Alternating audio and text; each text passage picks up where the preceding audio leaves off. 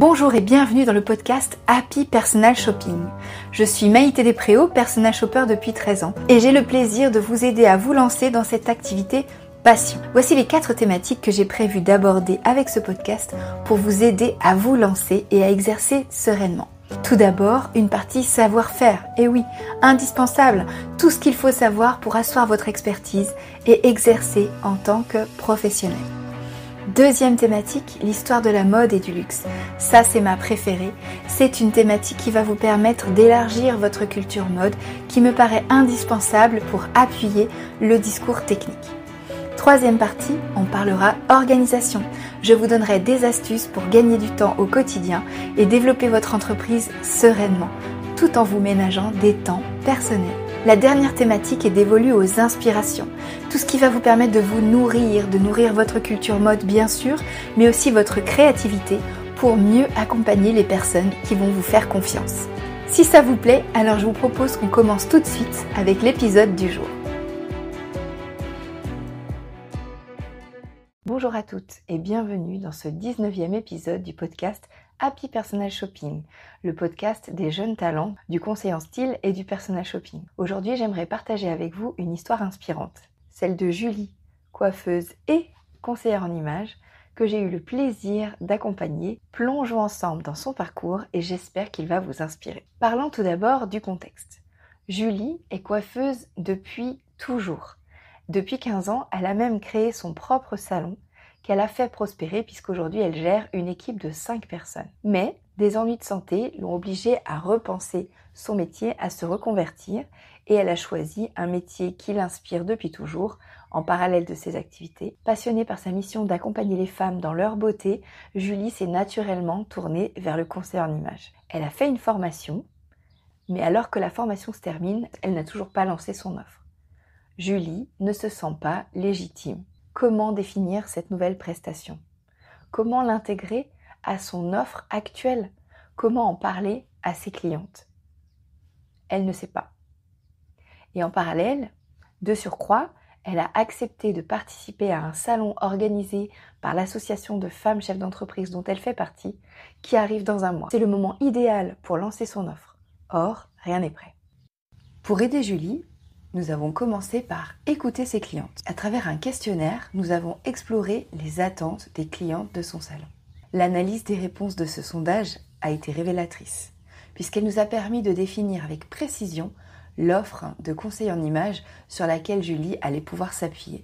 Le deuxième défi, c'était la confiance en elle de Julie. Julie, c'est une experte coiffure. Elle est aguerrie au visagisme et aux techniques de conseil en coiffure, par rapport à la morphologie du visage. Mais proposer du conseil en images exigeait d'elle qu'elle franchisse un nouveau seuil. Pour cela, nous avons travaillé sur sa propre image de marque, son discours, sa manière de communiquer sa passion. Il s'agissait de transformer l'incertitude en assurance, de faire de sa voix un outil puissant pour partager sa nouvelle vision. Troisième point, je l'ai aidée à préparer son salon. Le fait pour Julie de participer à un salon organisé par l'association de femmes chefs d'entreprise dont elle fait partie était une opportunité parfaite. C'était l'occasion rêvée de présenter son offre de prestations et de lancer son activité de conseillère en images. Nous avons donc mis en place un plan d'action en 4 semaines. Publication régulière sur Instagram pour teaser l'événement, newsletter personnalisée envoyée à sa base de données clients et à tous les prospects qu'elle obtient chaque jour grâce à sa plateforme de réservation en ligne. Et nous avons aussi planifié des ateliers conseils en style qu'elle allait pouvoir proposer pendant le salon. Chaque atelier étant une porte ouverte vers sa prestation pour faire découvrir aux clientes par l'expérience quel était l'objet de sa nouvelle offre. Alors, bilan final, comment ça s'est passé pour Julie? Un mois après le salon, Julie a fait les comptes. Ce ne sont pas moins de 43 personnes qui se sont déplacées pour venir la rencontrer au salon. Sur ces 43 personnes, 11 ont participé aux 2 ateliers qui étaient prévus dans la journée.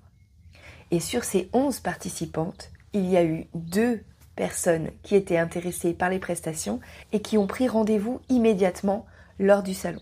2 prestations à plus de 300 €. En parallèle de cet atelier, Julie a aussi convaincu 2 personnes d'organiser des ateliers entre amis à la maison, type enterrement de vie de jeune fille. On peut donc clairement dire que l'offre de Julie est lancée et que son premier objectif est atteint. C'est sur la partie confiance en elle que l'objectif n'est pas encore atteint. J'ai discuté avec Julie il y a quelques jours et elle m'a confié qu'elle se sentait encore un petit peu hésitante et qu'elle manquait par exemple de structure. Et c'est normal quand on débute. Je l'ai rassurée. C'est normal, comme je vous le disais, puisqu'elle n'a pas encore pu aller explorer toutes les possibilités de sa nouvelle activité. Il s'agit quand même d'un nouveau métier. Il y a donc nécessairement un certain temps pour intégrer les réflexes liés à ce nouveau métier. Petit à petit, cliente après cliente, elle va gagner confiance en elle. Je mise donc sur la courbe d'apprentissage et sur le fait que, comme je vous le dis souvent, c'est en forgeant qu'on devient forgeron. Pour conclure, l'histoire de Julie est bien plus qu'une success story. C'est la preuve qu'avec un bon accompagnement, une bonne préparation, on peut se réinventer, élargir ses horizons professionnels et toucher des clients. Julie a non seulement enrichi son offre, mais elle a aussi posé les jalons de sa nouvelle voie. Une voie qui lui permet d'exprimer sa passion pour la beauté et de l'inscrire dans une démarche d'accompagnement des femmes à se sentir belles. Et vous, êtes-vous prête à franchir ce pas? Êtes-vous prête à vous lancer dans le conseil en style? Souvenez-vous, le succès réside dans la confiance en vos talents, dans l'écoute de vos clients et bien sûr dans une préparation constante et rigoureuse. Si cette histoire vous inspire et que vous souhaitez vous aussi ajouter le conseil en style à votre carte de service, alors je vous invite à vous inscrire à mon atelier exclusif Les secrets des personal shoppers qui réussissent. Cet atelier est offert aux personnes inscrites, mais attention, les places sont limitées. C'est une opportunité unique pour celles qui sont prêtes, comme vous, à transformer leur passion en une carrière réussie. Ne manquez pas cette opportunité.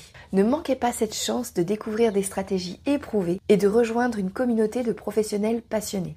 Réservez votre place dès maintenant en cliquant ci-dessous. Je vous remercie une nouvelle fois pour votre écoute et votre fidélité. Sans vous, le podcast n'existerait pas. Alors merci du fond du cœur et je vous dis à la semaine prochaine pour un 20e épisode un peu spécial.